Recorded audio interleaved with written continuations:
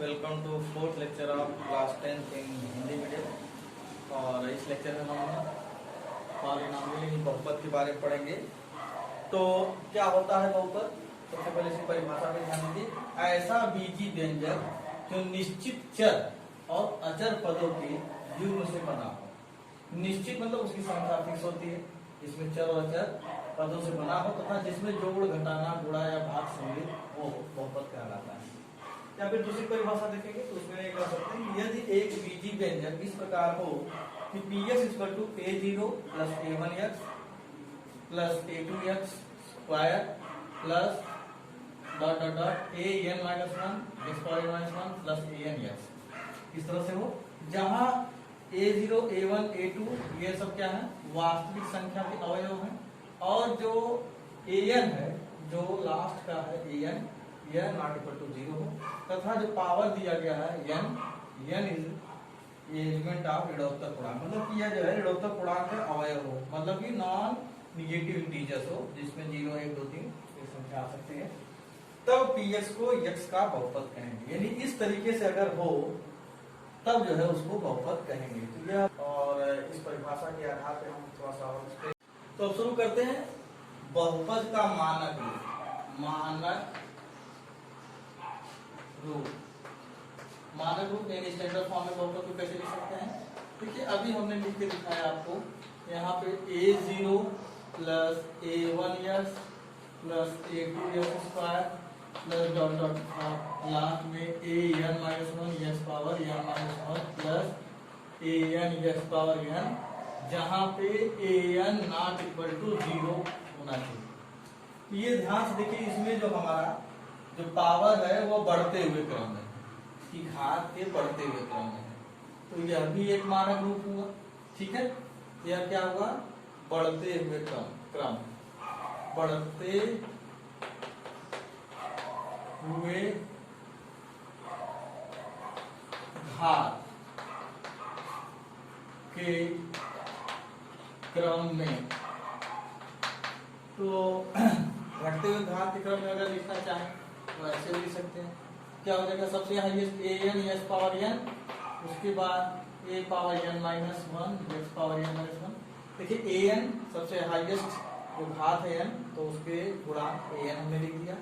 उसके बाद क्योंकि n है, इसके बाद वाला संख्या एक कम होगी तो n माइनस 1, तो उसका गुणांक an माइनस 1 मैंने रिप्रेजेंट कर दिया। इसी क्रम में आगे बढ़ेंगे तो क्या हो जाएगा? a2x square plus a1 x power 1 को हम x ही लिखेंगे, और a0 x पावर 0 का मतलब होता है 1। यहाँ पे अगर हम चाहें तो ऐसे लिख सकते हैं। तो यह पुनः परिवर्तित होकर के क्या हो जाएगा? यह हो जाएगा an x power n plus an minus 1 x power n minus 1 plus इसी क्रम में a2x square plus a1 x power n, मतलब x हो जाएगा, x पावर 1 लिखेंगे, और x पावर 0 क्या होता है? इसकी वैल्यू कितनी हो जाएगी? इसकी वैल्यू हो जाती है 1, तो यहाँ हो जाएगा a पावर 0। देखिए ये घटते हुए क्रम में होगा। क्या हो गया? घटते हुए क्रम में,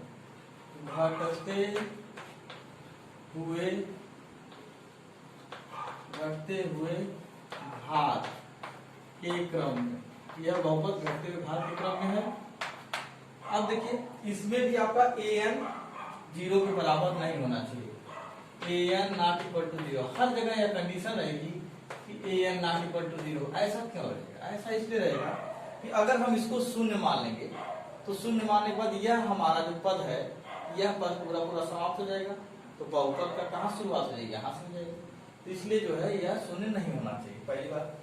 दूसरी बात, जो बहुपद की जो सबसे बड़ी घात होती है वही बहुपद की घात होती है। तो बहुपद की सबसे बड़ी घात अर्थात यहाँ देखिए सबसे बड़ी घात n है, यानी n कामा यही बहुपद की घात है। बहुपद p ऑफ x की घात है। सबसे पहली बात ये होगी है, जिसको डिग्री ऑफ द पॉलिनॉमियल कहते हैं। और दूसरी चीज, यह जो है जो प्लस माइनस से अलग अलग बटा हुआ रहता है, यह क्या है? यह पद कहलाता है। यह क्या कहलाता है? पद। तो यह हो जाएगा पद। यह सारे जितने भी हैं यह कहलाएंगे पद। यह पद हो गया। अब इस पद के अंतर्गत तो क्या हो जाएगा भाई, देखिए यहाँ पे इस बहुपद में क्या क्या आपको मिला, an x power n comma an minus one x power n minus one comma, इसी क्रम में a2 x² कामा a1 x कामा a0, यह सब क्या है, ये पद है। ठीक है, अब इन पद में देखिए क्या क्या है, इस पद के अंदर जो है एक गुणांक है और दूसरा क्या है, ये आपका चर है।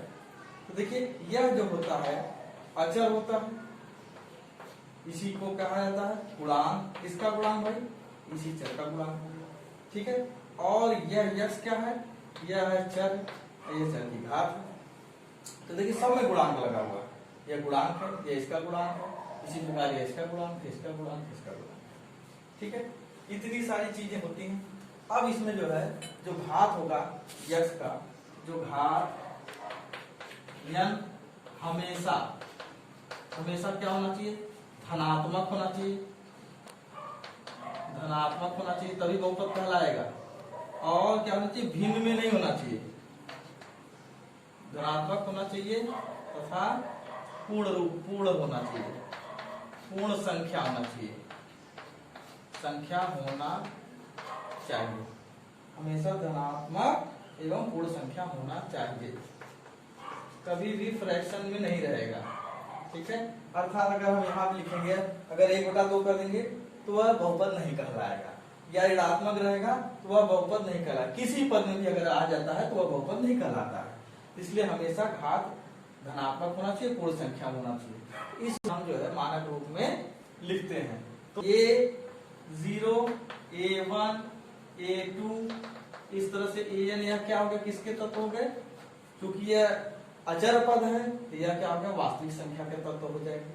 और n क्या हो जाएगा, यह किसका तत्व हो जाएगा, ऋणोत्तर संख्या, ऋणोत्तर पूर्णांक। ऋणोत्तर पूर्णांक मतलब नॉन नेगेटिव इंटीजर, जैसे 0 1 2 3 इस प्रकार में।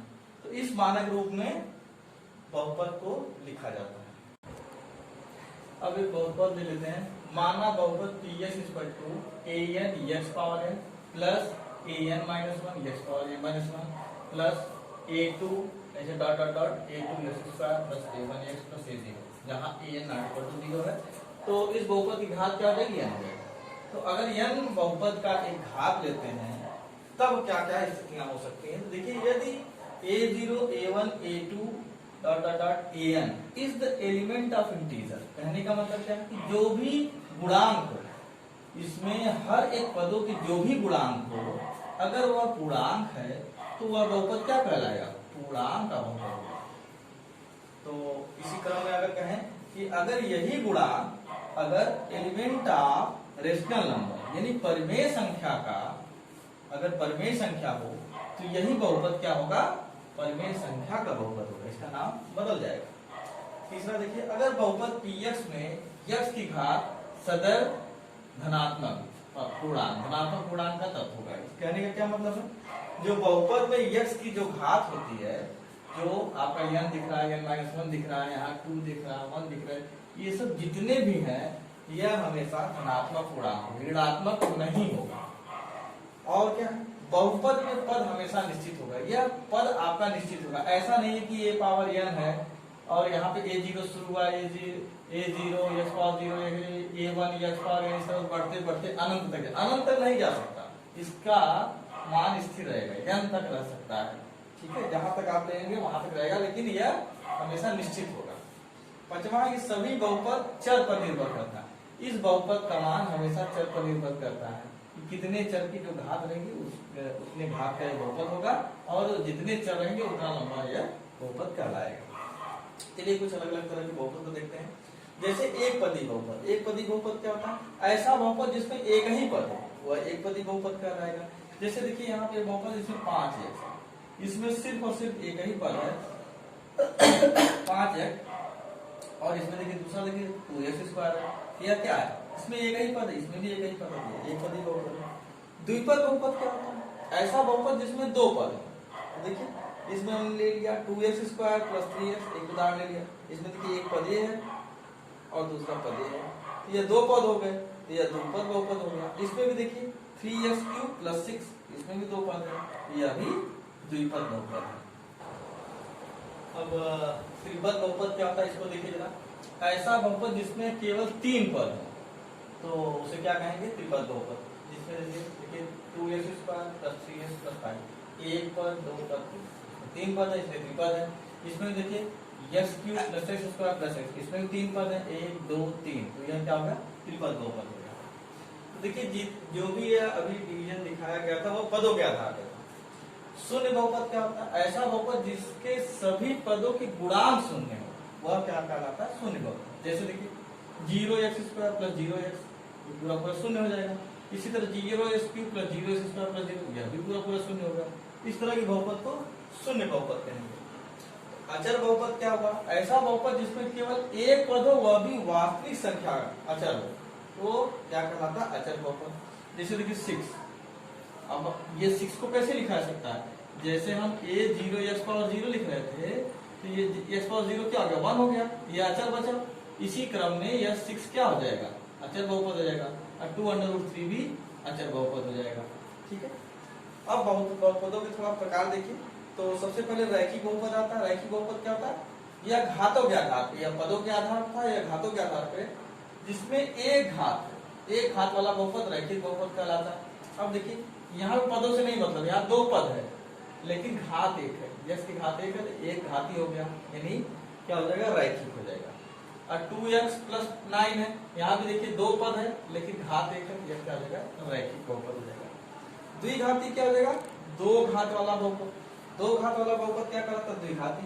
इसमें क्या हो जाएगा, देखिए x² + 2x, 2 पद है लेकिन घात क्या है, घात 2 है, यह द्विघाती हुआ। इसमें देखिए इसमें भी 2 पद है लेकिन घात 2 है, यहाँ पे घात के आधार पे इसको देखना है, पदों के आधार पे नहीं देखना। त्रिघाती बहुपद में जिसमें 3 घात हो, इसमें देखिए यहाँ देखिए x³ + 3x² + x + 3, यहाँ से देखिए 1 2 3 4 पद है, पद 4 है लेकिन हमें पद को नहीं देखना है, घात को देखना है। तो सबसे बड़ी घात क्या है, 3 है, तो सबसे बड़ी घात 3 है, यह क्या हो जाएगा, त्रिघाती बहुपद हो जाएगा। इसमें देखिए x³ - 1, यहाँ पे 2 ही पद दिख रहे हैं लेकिन क्या है आपका x³ सबसे बड़ी घात है 3, इसलिए त्रिघाती बहुपद हो जाएगा। इसी तरह चतुर्थघाती बहुपद वाले में क्या हो जाएगा, जिसकी 4 घात हो, 4 घात वाला बहुपद। अब यहाँ पे देखिए x⁴ + 1, ठीक है, यहाँ पे सबसे बड़ी घात क्या 4 है, यह क्या हो गया, चतुर्थघाती। यहाँ भी x⁴ + x³ + 2x² + 1 है, तो यहाँ पे सबसे बड़ी घात क्या है, 4 है, यह भी चतुर्थघाती बहुपद होता है। इतने प्रकार के बहुपद हैं जिसको विभाजित किया गया है बहुपदों को विभिन्न रूप में, रैखिक, द्विघाती, त्रिघाती, चतुर्थघाती, ठीक है, कुछ त्रिपद, द्विपद। बहुपद px का x = k पर मान, मतलब कोई अगर बहुपद px दिया है, x की किसी एक वैल्यू k पर उस बहुपद का क्या मान होगा उसको निकालना है। तो कैसे निकालेंगे, यदि px का मान x चरों का बहुपद, यानी कि px जो है x चरों का बहुपद हो और यदि k कोई वास्तविक संख्या हो, तब बहुपद px में x को k द्वारा स्थानांतरित करने पर, यानी x की जगह पर आप k रख देंगे, तो प्राप्त मान px का x = k पर मान कहलाता है। वह जो मान होगा वह px का k पर मान कहलाएगा और उसको pk द्वारा प्रदर्शित किया जाता है। तो थोड़ा एक उदाहरण लेके समझते हैं। जैसे हमने एक उदाहरण ले लिया, बहुपद px = x² - 3x - 4 का x = -1 पर मान क्या होगा। तो बहुपद हल में देखिए, बहुपद px का x = -1 पर मान, इसका मान पूछा, यही मान निकालेंगे। तो लिखने के लिए प्रदर्शन p है, तो इसको भी आप कहेंगे p(-1). चलिए बेटे, अब हमको क्या कहा गया है कि x को k द्वारा स्थानांतरित करना है, यानी x की जगह पे k का मान हमें स्थानांतरित करना है। और k के यहाँ मान कितना दे रखा है, -1 दे रखा है, यहाँ क्या जाएगा, -1 का स्क्वायर -3 × -1 -4, इसको हल कर दीजिए। यहाँ क्या जाएगा 1, यहाँ क्या जाएगा +4, यहाँ कितना जाएगा -4, ठीक है। ये देखिए ये स्क्वायर हो जाएगा तो 1 हो जाएगा, यहाँ -+ हो जाएगा, यहाँ 3 हो जाएगा 3, और यहाँ -4, कितना हो जाएगा 4 - 4 यानी 0। तो ये जो है p(-1) इतना हो जाएगा, यानी कि जो आप कोई वैल्यू आपने जो निकाला है -1 की, आप x का कितना हो जाएगा, 0 हो जाएगा। तो अतः पी ऑफ -1 बराबर 0 होगा, जो प्राप्त होगा मान वह क्या आ जाएगा, 0 होगा। बहुपद का शून्य, अगला टर्म है बहुपद का शून्य। यदि px का मान x चरों का बहुपद हो और k1 k2 k3 up to kn ये जो है वास्तविक संख्या का तत्व है, तब k1 k2 k3 up to kn बहुपद का शून्य कहलाता है। मतलब क्या है कि अगर कोई बहुपद x चरों का है जिसमें अगर हम अलग अलग कुछ संख्याएं मान लेते हैं जो वास्तविक संख्या के तत्व हो, और उन संख्याओं को यश की जगह पे रखने पर पी ऑफ ए जो बहुपद का मान होगा, पी ऑफ k2 जो k2 रखने में मान होगा, k3 रखने में मान होगा, इन सारे मान अगर शून्य हो रहे हैं तो यह k1 k2 k3 क्या कहलाएगा, बहुपद के शून्य कहलाएगा। तो चलिए हम स्पष्ट करते हैं ये उदाहरण लेकर के। मान लीजिए बहुपद दे रखा p (x2 - 3x - 4) का शून्य ज्ञात करना है। देखिए शून्य ज्ञात करने के लिए हमको वास्तविक संख्या लेना है, तो मानेंगे माना यश का मान हम क्या लिखेंगे, +-1, मतलब एक बार प्लस, एक बार एक रख के चेक करेंगे, एक बार माइनस रख के चेक करेंगे, इसी तरह +-2 +-3 ऐसे ही चेक करते रहेंगे, +-4। तो कितने जितने शून्य प्राप्त होंगे वो उसके शून्य कहलाएंगे। तो मान लीजिए अगर हम रखते हैं कि आप -1, ठीक है, तो यहाँ क्या आ जाएगा, -1 का स्क्वायर -3 × -1 -4, यह क्या जाएगा 1, एक कितना जाएगा +3 -4। देखिए यहाँ हमारा शून्य प्राप्त हो गया, एक तो शून्य -1 हो जाएगा। पुनः इसी क्रम में अगर हम 2 रखें, 3 रखें, 4 रखें, तो देखिए 2 रखने पे क्या प्राप्त हो रहा है, मान लीजिए अगर हम 1 रखते हैं, और देखिए 1 रखते हैं, अगर 1 रखेंगे तो क्या हो जाएगा, देखिए यहाँ पे 1 का स्क्वायर -3 ब्रैकेट में 1 -4, यह क्या जाएगा 1 -3 -4, यहाँ देखिए 1 -7 यानी -6, यहाँ शून्य प्राप्त नहीं हुआ, इसलिए एक शून्य नहीं होगा। इसी क्रम में 2 रखेंगे, 3 रखेंगे, अब देखिए 4 अगर हम रख देते हैं तब क्या प्राप्त होता है, 4 रखने पर भी देखिए यहाँ पे क्या हो जाएगा, 4 का स्क्वायर -3 × 4 -4। अब देखिए यहाँ पे क्या है, 4 × 4 = 16 -12 -4 16 -16 मतलब 0। देखिए इस पे भी शून्य प्राप्त हो गया, इसका मतलब -1 और 4 शून्य होंगे। अब चूंकि इसकी घात 2 है, जितनी घात होती है उससे ज्यादा शून्य नहीं होते, तो 2 है तो इसका मतलब सबसे ज्यादा शून्य 2 होंगे, तो -1 4 2 शून्य प्राप्त हो गए, तो कहेंगे अतः px का शून्य क्या होगा भाई, -1 और 4 होगा। देखिए इसको दूसरी विधि से आसानी से प्राप्त कर सकते हैं। देखिए दूसरी विधि द्वारा शून्य निकालने के लिए शून्य प्राप्त करने के लिए क्या होना चाहिए भाई, जो हमारा पॉलिनोमियल का मान था अगर यह शून्य हो जाता है, 0 हो जाता है, तभी शून्य प्राप्त होगा। तो इसी समय पता चल जाएगा यश के किस मान के लिए शून्य है। तो चलिए भाई यहाँ रख देते हैं मान यश स्क्वायर -3x -4 बराबर 0। अब इसका देखिए क्या करेंगे, गुणनखंड कर लेंगे। गुणनखंड देखिए यहाँ ऋण है, तो 4 का फैक्टर इस प्रकार से करेंगे कि गुणनखंड के रूप में करने के बाद घटा करके 3 आना चाहिए। तो यश स्क्वायर माइनस, अब यहाँ पे क्या करेंगे 4 -1 करेंगे, देखिए 3 आ जाएगा, यहाँ यश -4 बराबर 0। अब देखिए यश स्क्वायर, अब इसको करेंगे तो -4x + x -4 बराबर 0। यहाँ से क्या हो जाएगा, x कॉमन ले लेंगे दोनों में, देखिए x कॉमन लेंगे तो क्या आ जाएगा x -4, और यहाँ कॉमन लेंगे +1 तो हो जाएगा x -4 बराबर 0। तो आगे क्या हो जाएगा भाई x -4, देखिए अब दोनों में x -4 कॉमन हो जाएगा, बचे क्या x + 1। यहाँ से देखिए अगर यहाँ से x -4 कॉमन ले लेंगे तो बचेगा x + 1, यहाँ पे हो जाएगा 0। अब देखिए जब गुणा के रूप में है तो या तो ये 0 होगा या तो 0 ये 0 होगा, यानी x -4 0 या फिर x + 1 = 0 होगा।